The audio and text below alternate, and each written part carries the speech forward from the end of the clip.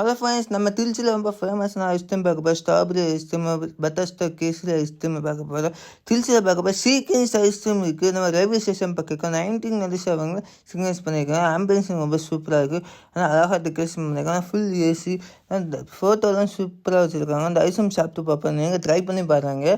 Strawberry ice cream வந்து பாருங்க. ஸ்ட்ராபெரியும் வேறு வெளிநாட்டு க்ரீம் ஊற்றிருக்காங்க. பட்டர்ஸ்காட்ச் கேசரி ஐஸ்கிரீம் நல்லாயிருக்கும். நீங்கள் ட்ரை பண்ணி பாருங்கள். பாதாம் ஃபலோடா பார்த்துருக்கோம், நல்லாயிருக்கும். அது ஐஸ்கிரீம் பிச்சு சாஃப்டாக இருக்குது. நல்லா சாப்பிட்டு பார்ப்போம். ஐஸ்கிரீம் ஸ்பூன் எடுத்து வேலை போட்டாங்க. சூப்பராக இருக்குது. ஐஸ்கிரீம் ரொம்ப நல்லா இருக்குது.